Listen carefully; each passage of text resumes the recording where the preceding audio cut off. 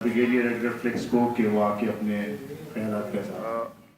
First of all, I'm thankful to the Admiral and Mr. Nusrat Mirza for having me over as a guest to speak on a topic which is very, very important.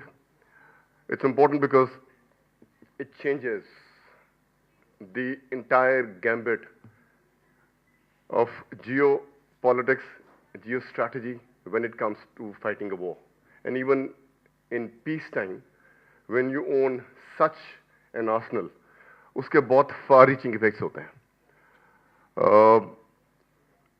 I'm very sure that you're very well aware of how the system works, but some of you might not really know what it is. So for the convenience of the audience, what I've done is that there'll be a very small slideshow for about 2 minutes or so. We'll watch a movie, a clip for about 5 minutes. By then you would have actually grasped जिन लोगों को नहीं पता कि ये missile system क्या है, and then we'll talk on it. Because I am not making a presentation, I'll speak through and through. Please. ये launch vehicles हैं जो आपको नजर आ रही हैं, और हर गाड़ी के ऊपर 4 ट्यूब्स जो आपको नजर आ रही हैं, इसके अंदर 4 मिसाइल्स हैं S-400.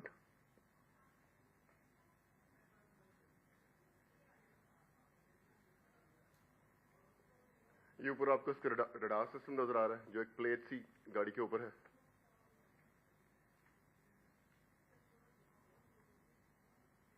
This is the command and control system.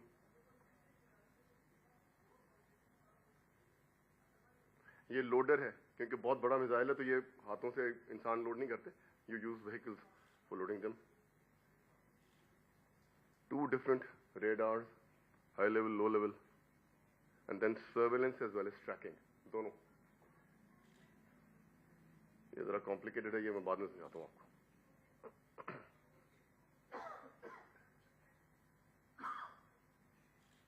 इसका डिप्लॉयमेंट टाइम फकत 5 minute, which is actually amazing.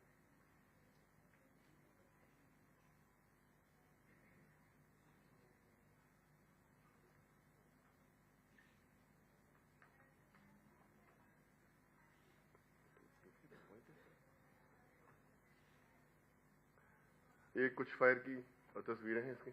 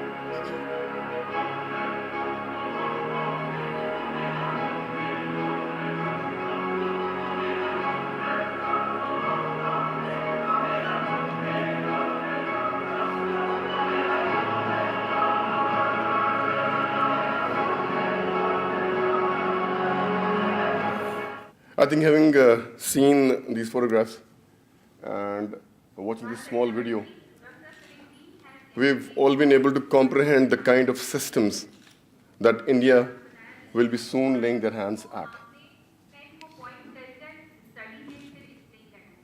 Today, what I want to do is basically to highlight the importance of the system that India acquires to provoke a thought in today's students, and I hear you from engineering universities, you're MPhil students, you're students of masters. Meanwhile, also give you some hope. If and when India buys the system, what can we do will be the last thing that I'll talk about. So, let's begin now. Ladies and gentlemen, Russo-Indian deal for sale of S-400 Triumph air defense systems was initially signed in an intergovernmental agreement reached during 17th Indo-Russian Summit in October 2016 in Goa.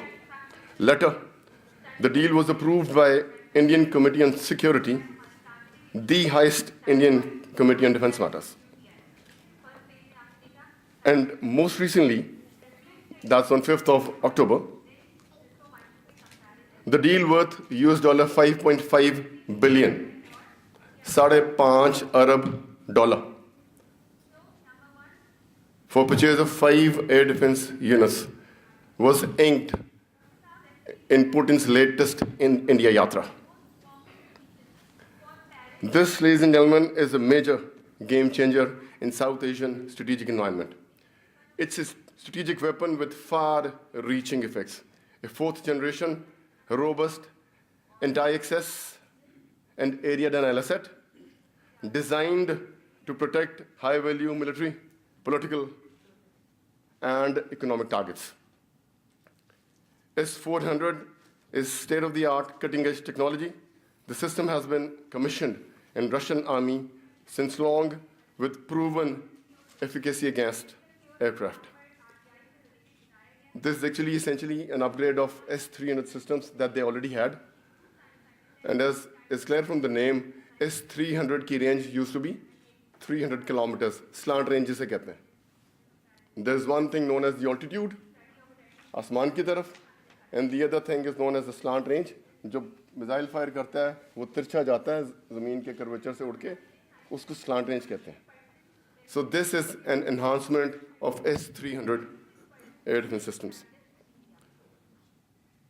Ladies and gentlemen, as you're well aware, Russian air defense systems are supposedly best in the world.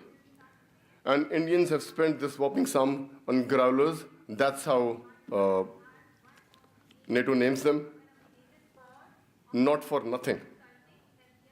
Its acquisition and inclusion in Indian arsenal will significantly enhance Indian strategic reach and effectively take care of danger originating from Pakistan, specifically nuclear-tipped long-range, medium-range, as well as short-range tactical nuclear missiles, and to a lesser degree from China as well. When commissioned into service, it will qualitatively alter South Asian strategic stability gambit. And how will it alter? It will alter the equation in favor of India.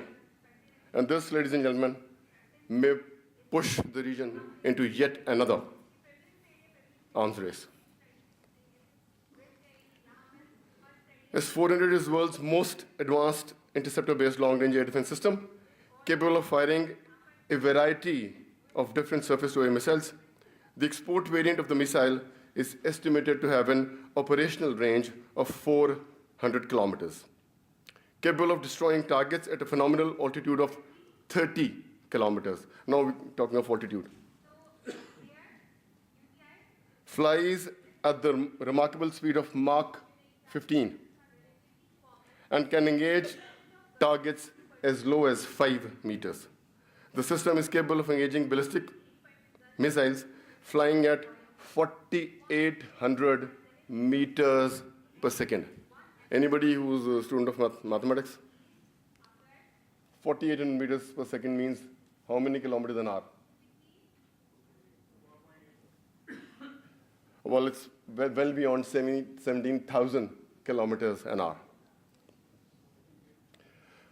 Ladies and gentlemen, the Triumph Extended Range Air Defense System has been designed to engage a wide spectrum of airborne threats at ranges of up to 400 kilometers, including electronic warfare aircraft, strategic bombers, tactical fighter aircraft, strike aircraft, cruise missiles, airborne early warning aircraft, tactical ballistic missiles, intermediate range ballistic missiles, and other hypersonic threats projected up till at least 2030. May I have your attention, please? You know, I've come from... They are caught up in the calculation. Okay. And to do so, it relies on various missiles designed for anti-ballistic missiles, ABMs, IRBMs, and surface-to-air missiles. Its surveillance radar is capable of tracking hundreds of incoming targets simultaneously and destroying up to 36 targets concurrently. And that means simultaneously. Depending upon the configuration of the system, SAM S400 usually comprises a command post equipped with LCD consoles to process the airspace surveillance data of individual batteries, because they're generally 3 batteries in one regiment. It controls and monitors long-range surveillance radar, tracks airborne threats, prioritizes these threats, and coordinates with other batteries. The system is also capable of exchanging data with other air defense systems deployed in vicinity other than S-400s.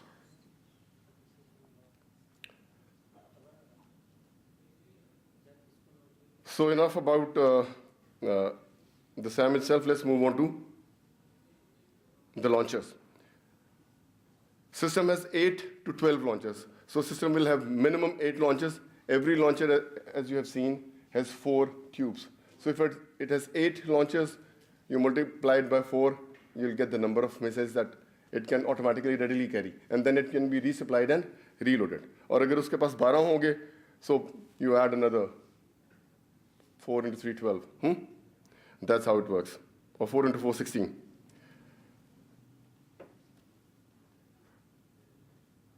The SAM is based on a transporter erector launcher, usually known as TEL. TEL vehicle can carry up to 4 launch tubes holding a mix of missiles. Now moving on to the radar. Equipped with surveillance and tracking radar system, multi-role fire control radar systems, the fire control and target tracking radar is vehicle mounted with 3-dimensional surveillance, both low and high, and tracking radar optionally carried by the same vehicle when S-400 battery is deployed autonomously. I'm sure you understand what I'm saying. अगर ये battery की एक गाड़ी लदा भी लग जाए, लग सकती है, इंडिपेंडेंटली पूरी रेजिमेंट इकट्ठी लग सकती है 8 से 12 लॉन्चर्स के साथ, और एक लॉन्चर भी अलग लग सकता है.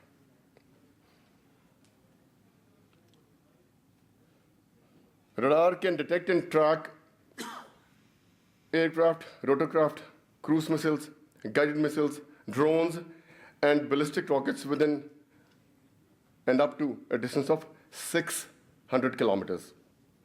It can simultaneously track up to 300 targets. S-400's radar system features enhanced performance against small and stealth targets.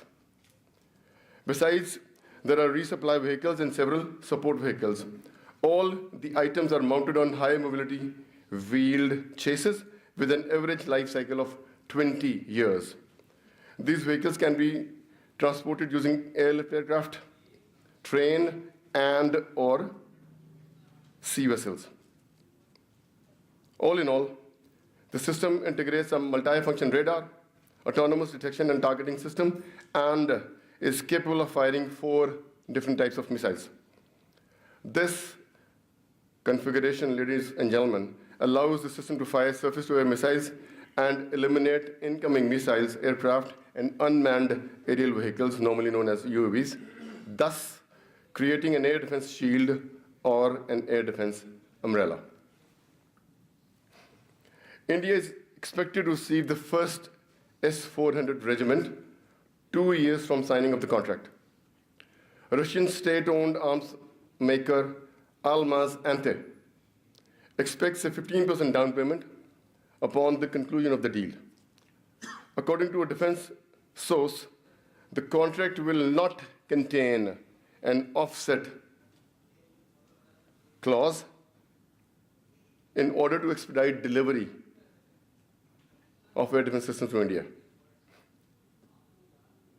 Though there could have been a downside, US government expressed its grave discomfort on the deal and signaled slapping sanctions by invoking countering America's adversaries through Sanctions Act, CATSA, which came into effect in January 2018.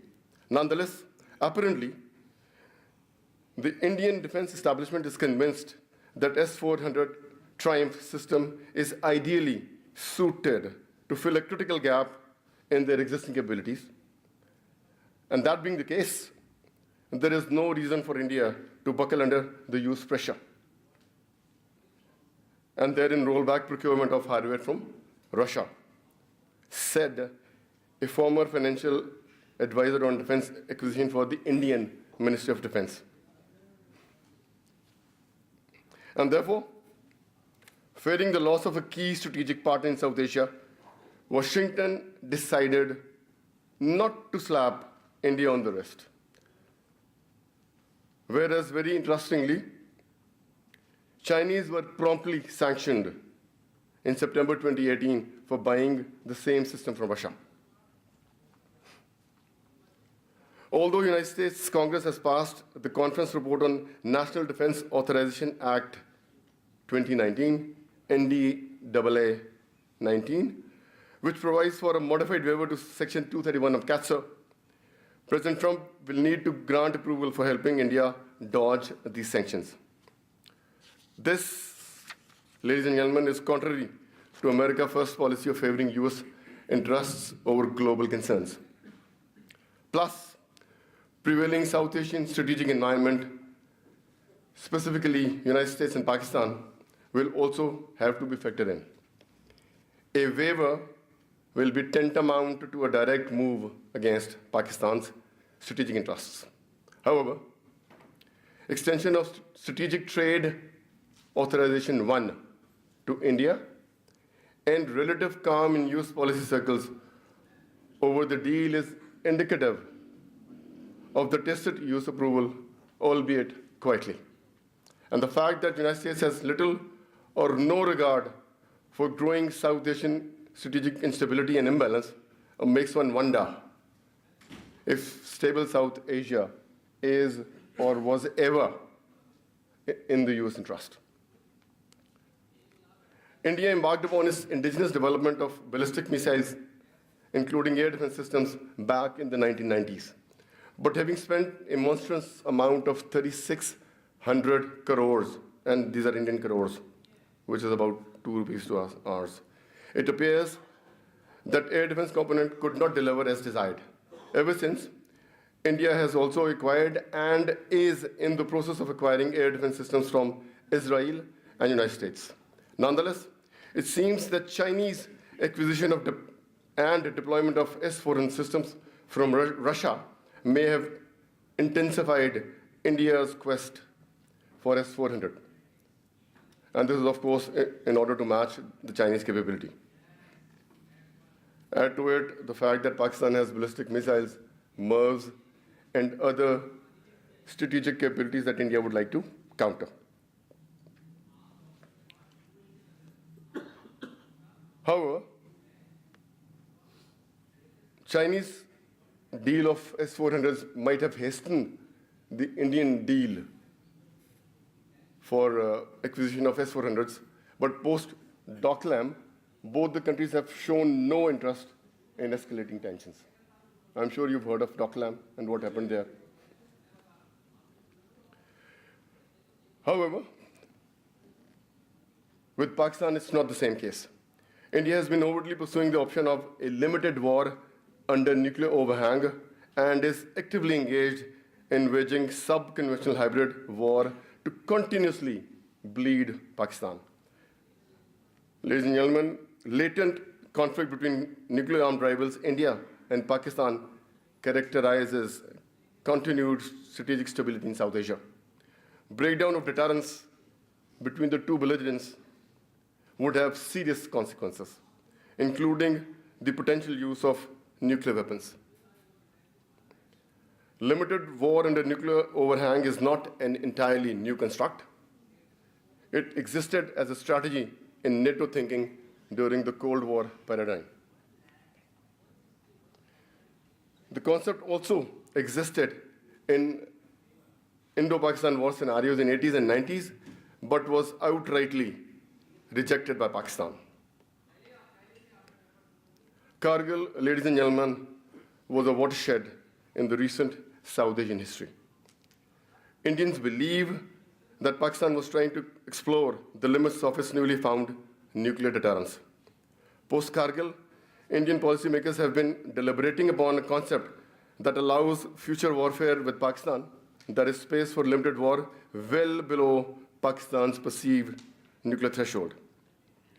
In the year 2000, the then Indian Defense Minister, George Fernandez, publicly declared at a seminar organized by Institute for Defense Studies and Analysis that Pakistan's possession of nuclear weapons does not rule out possibility of a limited conventional war, that nuclear weapons only deter use of nuclear weapons alone, not all in any war, that war had not been rendered obsolete because of development of nuclear weapons.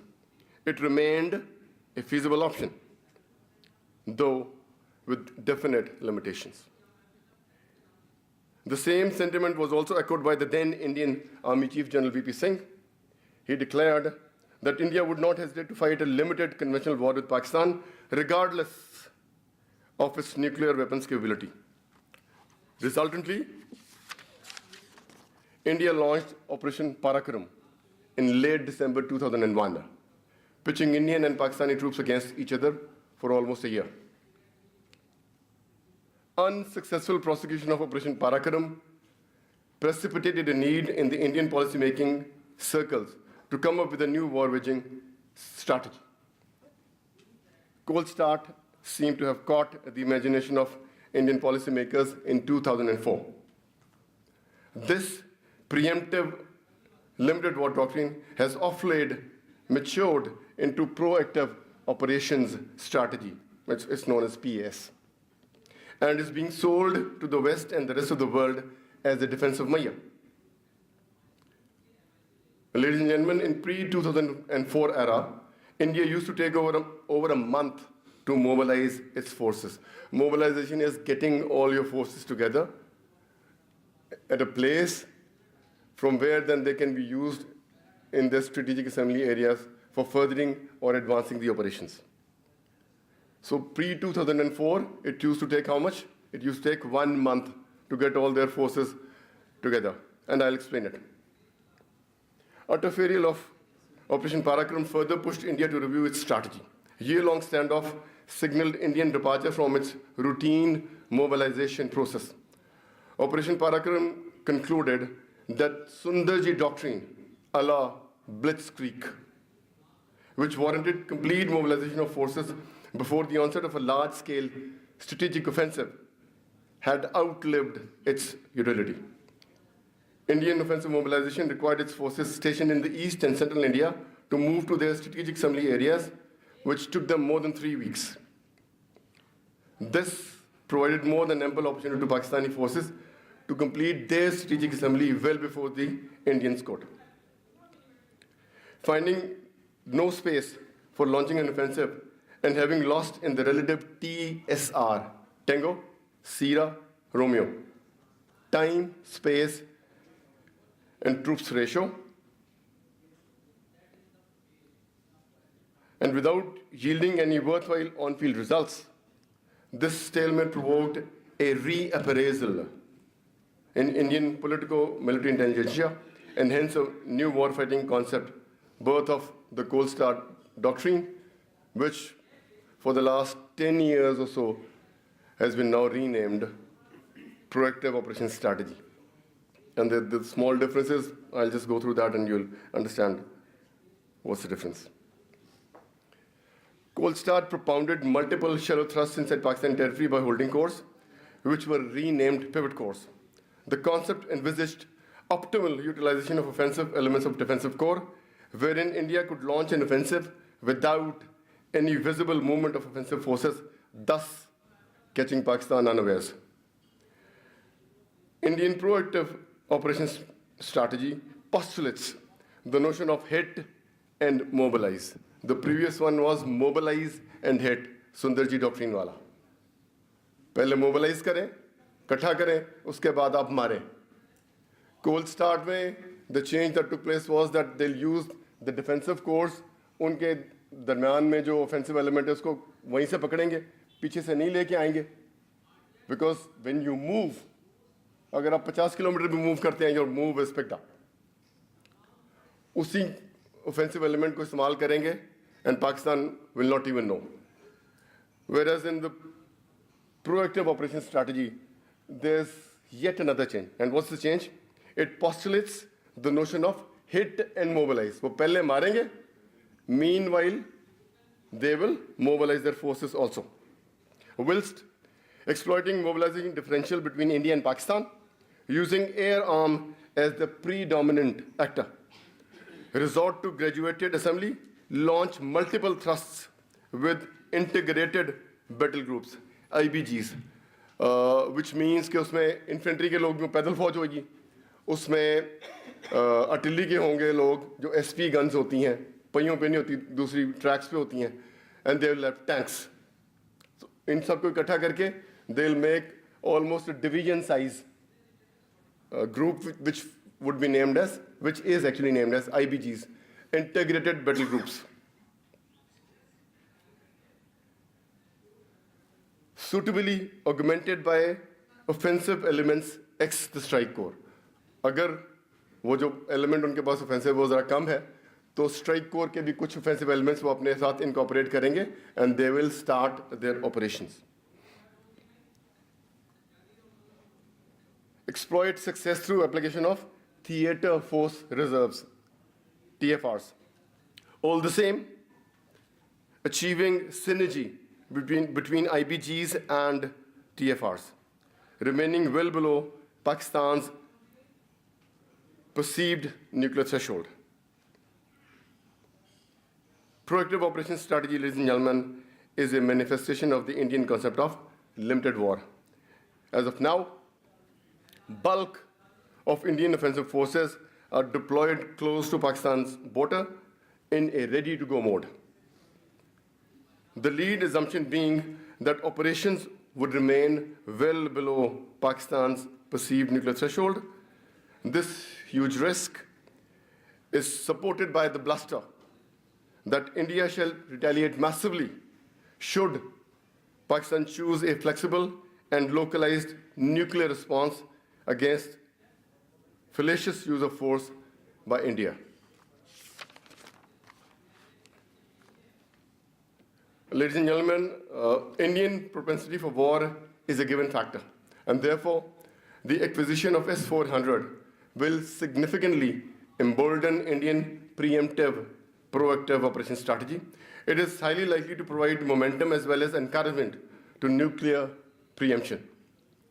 And with Hawks at the helm of affairs in Indian polity, risks of preemption and nuclear escalation are extremely high.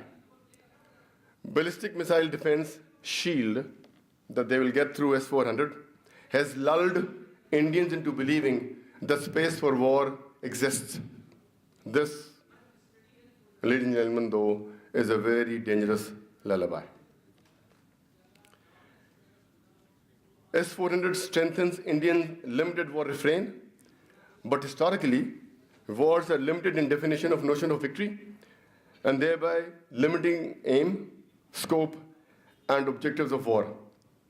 The means applied to achieve objectives, limited use of force and resources, limited in geography, limited time duration, and most important of all is keeping channels for communication opened with the adversary for negotiating. Now look at the irony. Unfortunately, for the last 4 years or so, both India and Pakistan have not been communicating. And while we say that there's a peace of sorts, or should I call it an uneasy peace which prevails. So if we don't talk during the peace time, will we ever be able to communicate during the wartime? That's the question that I leave with you. Now, given the fact that strategic stability in South Asia already favors India, ever since signing of the 123 agreement, popularly known as the Indo-US nuclear agreement, the fact that unresolved Kashmir issue is a nuclear flashpoint, and the fact that the United States is actively bidding on Indian behest for its membership in Nuclear Supplies Group, NSG. Limited war in South Asia poses a very serious risk of escalation based on a number of factors which are not necessarily under the control of policymakers or the military leadership. A history of misperceptions, poor intelligence, and India's awkward national security decision-making suggests that a limited war could be a risky undertaking and could still instill further instability in South Asia. Moreover, besides other risks, deployment of S-400 lends credibility to Indian sub-tactical surgical strike mantra and may turn this fiction into a reality. Why? Because S-400 provides India with deep reach inside Pakistan. Though one wonders if Indians have fully contemplated, deliberated, and weighed the costs and benefit of this Herculean option. Likewise, it's also difficult to digest the fact that strategic arms suppliers have thrown caution to wind when it comes to strategic stability in South Asia and have chosen to engage in profitable business. Nonetheless, having a look at Russians, one can understand why they've given this system to India, or why are they ready to give this system to India? Because they have only two exports, defense and energy. So if they don't export their defense systems, where will they eat from? But the good thing is that S-400 is still available on the table for Pakistan to buy as well. But the fact of the matter is that it's a very, very, very expensive option. Every system is worth about $1 billion US, slightly more than that. Nonetheless, if and when we have money, we can approach the Russians and they'll give us the system. India will not be able to stop Russia from giving us S-400.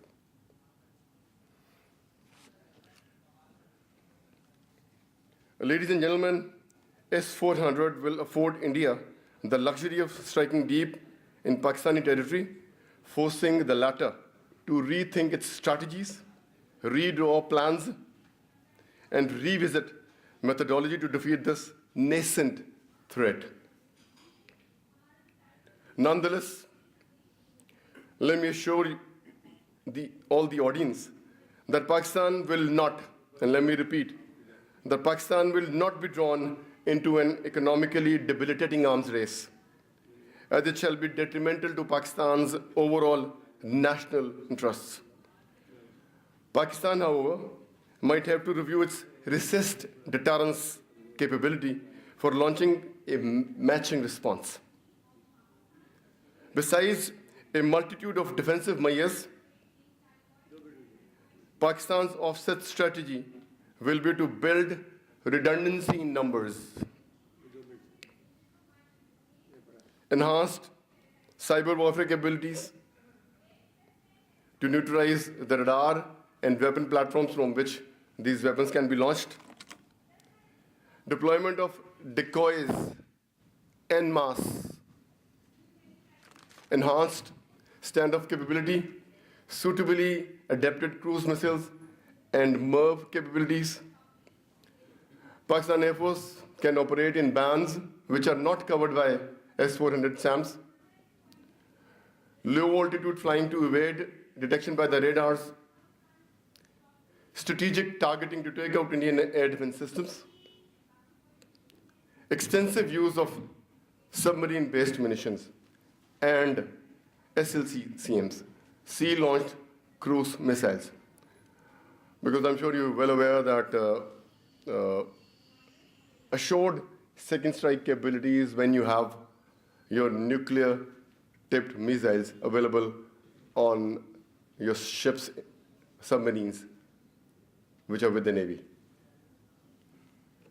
So these are a few measures that one can take to avoid the kind of punishment that India wants to usher in, but that will not happen.